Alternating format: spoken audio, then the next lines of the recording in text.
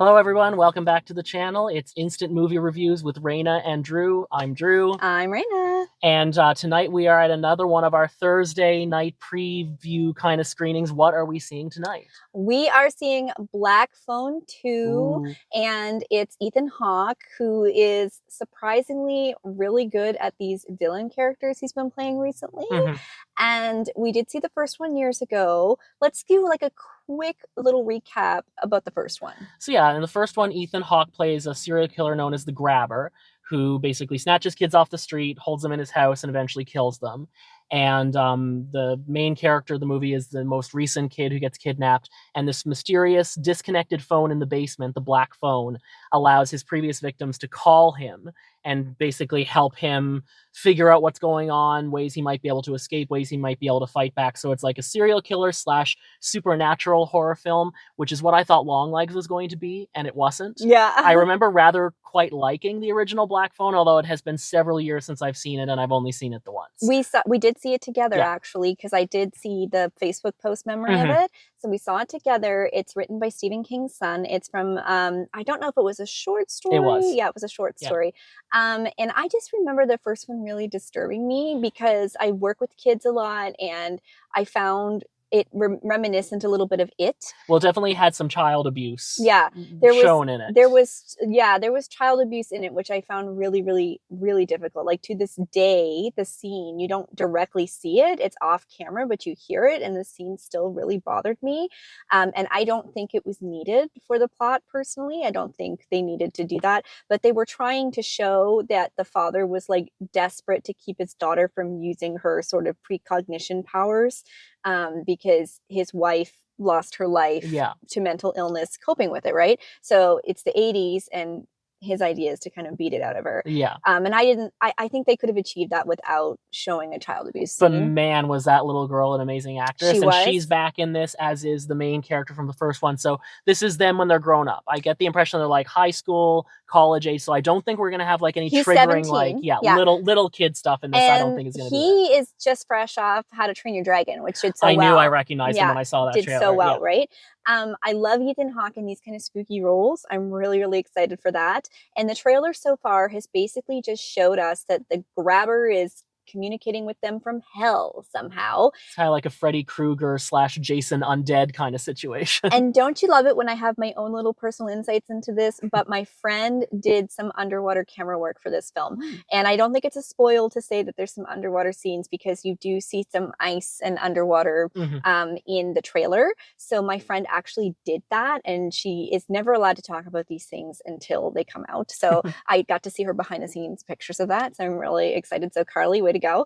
Yeah, it looks like they're at a summer camp or something, but it's winter. Yeah, I don't really know how the summer camp fits into it exactly. I have watched both trailers. I don't feel like I've been spoiled, but I went back and watched the original trailer for Black Phone. Oh my god, they showed everything. So I'm hoping that maybe I haven't had more spoiled for me than I would like to, but I'm actually excited for this one. It's getting quite good reviews so far. Variety called it remarkably scary. Just watch. I probably won't find it scary at all now that they've said that, but I just think it's always really awesome when we do get a sequel or something starts to become a franchise and it's just overwhelmingly doing good. Maybe it's not like exceptional. It's not like blowing people away, but it's doing better than people thought, which is what I kind of feel like happened with The Conjuring. Nobody was expecting The Conjuring Last Rites to do that well. Or Annabelle Creation to be that well received. But then everybody was expecting him to do really well. And I seem to be in the minority of people who like that film. And that poor video, like nobody's watching that review. Nobody liked that movie. I thought it was pretty to look at, and I thought Tyreek was pretty to look at as well. Yeah. As a side note, before I forget, there is an alternate ending for the film, and it is online now. So if you're interested in the alternate ending, I'm super curious. Watch it. Let us know in the comments of our Him review video what you thought of the alternate ending. For now, I think we're going to head in. We're going to go see it. It's raining. It's cold. It's dark. It's Halloween season, so in the right mood for it. Spooky season. We'll see you at the movies. We'll see you in a minute. Well, that was a surprise. That was a big surprise. Yeah, so our theater was about halfway full.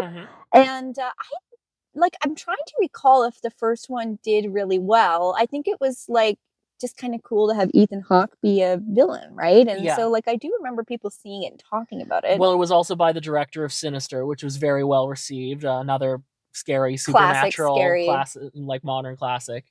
Never saw Sinister 2. I hear not great things about it, but Sinister 1 I really enjoyed. You were worried that the trailer might have given too much away. It absolutely does not. It does not. It does not. I'm very pleased that I didn't watch the entire movie in that trailer. There are certain moments that were in the trailer and I'm like, maybe I would have preferred seeing that for the first time in the actual film itself. But still, the surrounding context of the quick flashes of some of those scenes that we got was a new context. And I was just saying to you, like, I liked the first Black Phone. I wouldn't say that I loved it. And when they announced Black Phone 2, I was just sort of like, really? When the grabber's already dead? That's like, not a spoiler, the entire premise of the movie. Yeah. Like, yeah. But like Saw continued on for years after Jigsaw died. Right. Yeah. But when I found out that this was just going to be a 100% supernatural, I was like, oh, it's Freddy Krueger, basically. I was really kind of lukewarm on the premise, but I was really glad that they were bringing back the original director, the original writers of the first Black Phone, the cast grown up. And I'm glad that they grew up in real time. Like they made the characters how much older they are. It's not like a Stranger Things situation where like they're all now, what, in their 30s? Yeah. And we're going to have to buy them. And Stranger Things, the series finale is like somehow still, anyway, I don't know how they're going to do that. But getting back to the Black Phone, yeah, I was really pleasantly surprised with the angle that they took with that film. This film had so many strengths, and you can tell the success of the first one must have gotten them a bigger budget. Probably 10 minutes into it, I kind of looked at Drew and I was like, this is really good. And probably 20 minutes into it, I was like, I'm really scared. Yeah. We did have some talkers, so we moved pretty quickly. We've learned that, to move quickly. And it improved the experience so much. I think I got stuck in like the COVID era where it's like you're assigned your seat and you can't move. I was like, no, screw that. We're moving down to get away from these girls. Yeah, but you know what? I did notice that everybody was quiet by about 20 minutes into it. I think the film was so stressful in the beginning. I think this is going to be a big hit. I hope so. My only concern is that maybe not enough people have seen the first one to want to go out and see the second one. And I don't know how easily accessible the first one is on streaming right now. But like oh my God, like you do want to see the first one because it is a very satisfying sequel. It ties in a very satisfying way. It's not cliched. The way that it links up is not overly difficult. It's just very satisfying in the way that it, as the film unfolds, the threads between the two films come together more and more and more. So it's not hitting you over the head with it in the beginning. Like, yeah, it's a sequel and the kids are growing up and you're following them. But all these great little callbacks to little things and plot things that it ties up from the first one. Yeah. So satisfying. I said to you at one point, I was like, I am loving the premise and the setting of this. So again, we mentioned that a lot of this film takes place at this like remote Christian Alpine camp. Lake. Which is from X-Men. and we were like, we're not sure how that ties in, but there's a reason they're there. I thought it was a good reason to get them there. And it wasn't just a rehash. Like in another universe, a hackier production creative team would have just retold the same story. Kids getting kidnapped, somehow the grabber is back from the dead, kids locked in a basement. That's not what this is. It's like such a different premise from the first, but it also feels like an organic continuation of that story without just being a retread. That's a great way to put it. It was very organic. Ethan Hawke did not have as much screen time as the first one, but his presence was felt and it was scary. And he's great when he's on screen. Oh my God, he's so good. The whole cast was fantastic. It again kind of reminded me of that game we talked about before with the Wendigo and Until Dawn. Yeah. So like the snowy setting. This was a better film than Until Dawn. but like it's just this sort of snowy cabin setting and like this really well-developed cast of characters. And I'm not talking about the film, I'm talking about the game, like how the game just created that atmosphere. It had an atmosphere like that. The background music was Oh, fantastic. so good. Just the special effects were awesome. My Mhm. friend Carly, who did the underwater stuff, oh my god, I can't spoil any of it, but it's so well done, and I'm like so proud of her. Because from the trailer, I kind of thought they might have faked the underwater stuff a bit. That's really common for them to do it with wires or have them behind glass and make the glass look like ice. This was like underwater, and Mhm. it was really great. I will give some trigger warnings that the violence against children is back and Mhm. worse than the first.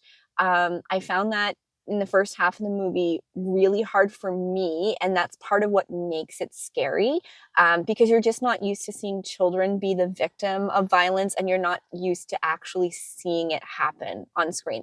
So it's not that it's particularly over the top gory or anything, but it is unsettling and it's taboo because we're not used to seeing Yeah, stuff but like it's that. not hostile, it's not Terrifier, it's not that level of No, but violence. So it's don't, kids. You yeah. know, it is kids, and you are seeing what happens to them because in other films, it's usually hinted at Yeah. or it happens off screen or, the camera pans away. You don't actually see like somebody get hurt when And the it's special children. effects are so good. The gore effects in this are so good.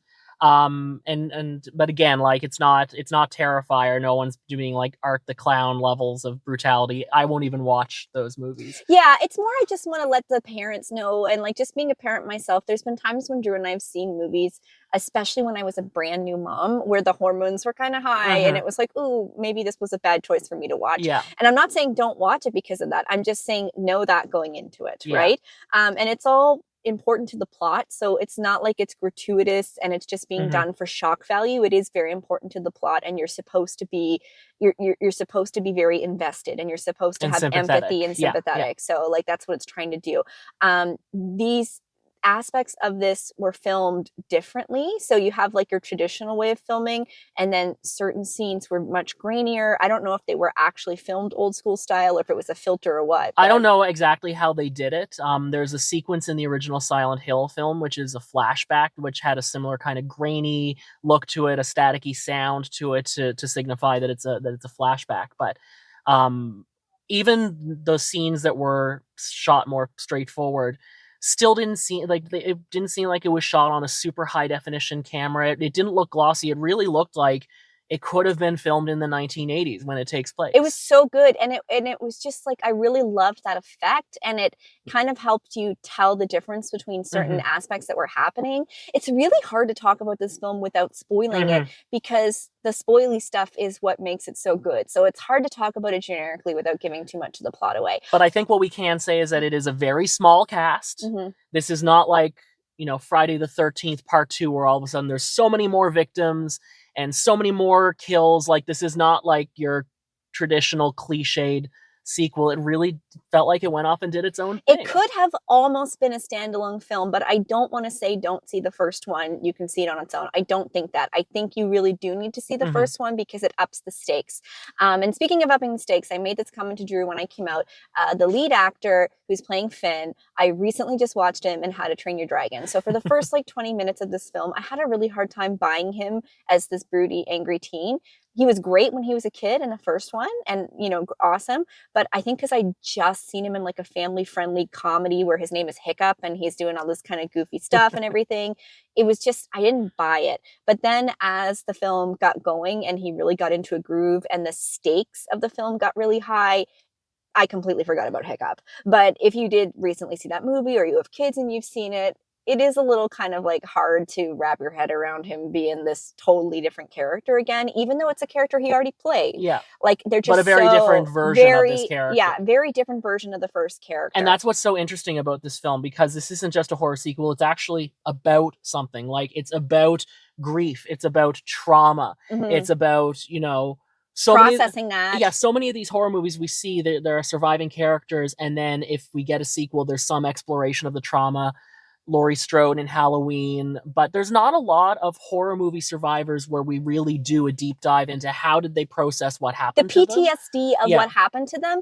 And this did it perfectly. It was subtle, but still pointed, because sometimes they use it as a cheap trick in a movie and the person's got like shakes or something and it's like, oh yeah. Or like Lori had like a, in one of the revised ones, she's got like a friggin' bunker of a house kind of thing, so it's overkill almost. This was very real. It was very believable, extremely well written. And again, like, Madeleine McGraw was a standout as Gwen in the first Black Phone. I remember thinking it was one of the best young performances I had seen.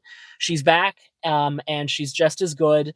And I gotta say, I'm not gonna spoil why I had this reaction, but I was not expecting to tear up and have an authentic emotional reaction to a scene in Black Phone 2. She made me tear up too. Black Phone 2 made me cry. Yeah, I literally, and you know what? It's funny because I was sitting there and I'm like, am I having a mom moment? Am I just hormonal? And then I looked over at Droo and I saw Droo's eyes and I was like, okay, good. I'm not crazy. It's Droo. Droo's getting it too. She's just phenomenal. And I'm like, it's so unfair. There are so many amazing performances that we get. Not all the time, but sometimes we get a performance in a horror movie that is so good. Toni Collette in Hereditary. I'm forgetting the name of the actress, but the lead from Strange Darling. Yeah. And Demi Moore in The Substance. Midsummer. I know you didn't see it, but Florence was amazing. No, and I'm just like, it's so unfair that these amazing performances rarely get nominated for anything, and even on the rare occasion that they do, like Demi, they don't end up winning. And I'm just like, the horror genre does have something to offer in terms of acting. Like, Gwen's actress in this and in the first one, so good, so believable, all of her emotion authentic. Like, that cannot have been an easy performance to do as the actress. And I like that you said the word authentic, because I found the film very authentically written. It was very authentically 80 without beating you over the head with the nostalgia. So it was like, yes, this is the 80s, but we're not going to remind you of it every 2 seconds like some movies do. Yes, these are teenagers. They're not young, sexy horror movie teenagers. They're regular teenagers. And we are going to remind you that they're awkward, goofy, weird teenagers from time to time. And there certainly is some humor. The language that they use, they talk like teenagers, and that's used to great effect. Like, I was surprised how much I ended up laughing. Oh yeah, during this the whole movie. audience was cracking up at some of the stuff. It was really good. I feel like we all kind of had moments of cringe, like secondhand cringe, where we're remembering what it's like being a teen. Yeah, and we mentioned in the intro that the original short story was written by Stephen King's son, and that it really did feel Stephen King-esque in the focus on young protagonists, in the supernatural thing, in the way the dialogue was. But I gotta confess, one of the things that kind of bothers me in some of Stephen King's writing, particularly recently, is him trying to write young characters. They still kind of sound like they're trapped in the 1960s. It's like, Stephen, you're in your early 80s, I think, now. Like, you don't know how kids talk these days, and it shows in his dialogue. The way that those characters were written, it really felt like it was authentically how people that age would have spoken in the 80s when this took place. They're also cast. They're also young people being cast. They're not 28 being cast, right? So that makes a difference too. Like, overall, this was a really, really satisfying film. I said to Droo, it's probably going to end up on my top 10 because it was such a surprising hit for me. I would watch it again. I don't normally watch a lot of these movies, but I could see, everybody kind of, oh yeah. I had to buy the cup. It's so creepy. It's so creepy. I'm definitely going to make sure not to keep this in my bedroom, because I don't need to wake up in the middle of the night and see this. But if there's a Black Phone 3, I'm going to be there with bells on. Oh my God, really good practical effects too, where he'd be like in the shadows and remind me of The Conjuring, the way they would do some of the It was the lighting. And again, The Conjuring did that vintage, telling stories in a different time era and presenting it visually in a way that you're like, oh, that is the 70s. Oh, that is the 60s. Like, that really did feel 80s. And one thing, I'm going to try to word this without spoiling it, but one thing I really liked is that the whole cast of characters is involved. It's not like, okay, the 2 kids are just off on their own and they have this, because that's what it was like in the first one, right? It's basically just Finn and the grabber. Everyone else was there, but kind of a side story, and it was to build it up. This, like, everybody had an important role. Everybody's in the fold. Everybody's involved. Everyone's got great dialogue. Everyone's got really fleshed out characters with story to them. Even like the side characters who probably even had the least were still very well-rounded characters. And that is so satisfying to me. So the story was satisfying. The links to the first one were satisfying. The effects, like, the jump scares were good. A couple of times I'm jumping and Droo and I are looking at it through our hands. And just like, Oh, I texted Ange as soon as I got out of the theater, and I was like, "Oh yeah, go see it. You'll Yeah. like it." And I also appreciated that it wasn't a retread of the first film, but parts of the story actually went back and added some stuff to the story of what happened in the first one. So even though it's a unique sequel that does its own quite different thing, I appreciated that it also went out back and kind of fleshed out some stuff Yeah, from the so first one. it had a little prequel-y-esque stuff with back scenes, but not over the top. So it was really good. I don't want our video to go on and on and on. So I am going to ask you your rating. My rating is a 9. Woo! My rating is a 9, and I don't know if this is because my expectations were kind of low, or if maybe that's just the kind of horror film that I vibe with, because it's only at a 76% on Rotten Tomatoes so far, which is good but not great. But I'm much more positive about it than a 76%. Like I really am struggling to think of how much I would have changed. I would have maybe had a little bit more of the grabber in it, and some of the side characters I would have appreciated that they did a little bit more with them. There were a couple of characters in particular that I enjoyed that I would have liked to have seen a little bit more. Yeah, yeah. I would have liked to say, I mean, everything Drew said is what I would say. So it's funny because I was going to give it an 8, but now when you phrase it like that, I'm like, I actually don't have many notes, but when I give it a 9, I mean, I'm not saying that it's up here. It's definitely not the groundbreaking film that I thought Bring Her Back was, which is a very divisive film. I didn't realize so many people didn't like it. I loved it. I've seen a few horror guys that I follow on YouTube. It just wasn't their thing. I thought it was freaking brilliant. I know. So, and I think I maybe gave that one a 9 or a 10. So like, it's not the same kind of film, and these are meant to be our instant reactions and reviews, and it's meant to be our personal. You can't compare the ratings from one video to the other. This is just how I feel walking in the theater. This 9 is not going to feel the same or for the same reasons as something else I might have given it. Yeah, exactly. And also, like, this is meant to be our opinions, and I feel like when you're doing YouTube, you get this kind of pressure to like tell the audience like almost what you think they want to hear. And like, I don't do that. I really liked him, and people didn't like it. I still liked it for lots of reasons, and I'm not going to change my rating on it, kind of thing. So yeah, I mean, I think maybe it is deserving of a 9. I could see this being one of my comfort horror movies. You know what I mean? Like, throw it on because it's just like so enjoyable to watch the way the first Conjuring was and everything. I really, really, it was really great. And if you think our videos are great, I'm going to segue right there. You can like and subscribe, leave us comments. Did you see Black Phone 1? Are you planning on seeing Black Phone 2? And we've mentioned before in our videos that they are rolling out the hype function. Apparently it's not out there for everyone yet. Some of my peers do see it. If you happen to see a hype button below our video, either on mobile or PC, and it may be under the extra dots that you have to press, we do appreciate you using your free hype on our video. You get 3 free hypes a week. It's basically, if you think of Twitter terms back in the Twitter days, or Tumblr, it's like a retweet, it's like a reblog kind of thing. It just gives us a little boost, and it can put us on a leaderboard if we get more of them. Don't really see Drew and I having a big enough audience to get onto a leaderboard, but even if you just give us a hype, it will help new people find our videos. We're always trying to make them better. We have full-time jobs. I'm a mom with a side hustle and my own YouTube channel. So I'm not making these as great as I would like to, but the more audience we get and the closer we get to being able to monetize, we'll be able to upgrade gear. We'll be able to get more editing done, things like that. And this is just one of those small little things you can do to help, is give us a hype, like, subscribe, share, comment. It all helps the algorithm. For sure. And hopefully you enjoyed this, and please share it if you did. And check this out. If you were a little bit hesitant or a little bit reluctant like I was, you may be pleasantly surprised, or you might hate it. If you hated it, tell me in the comments how I'm wrong and that you hated it. It was really good. I really liked it. I really hope none of you hate it. I really think you just need to go see it. My only concern with this film is maybe not enough people saw the first one to see the second one. So go see it, because I know you're probably like, well, who asked for that? Just trust. It's good. And we will see you at the movies. See you soon.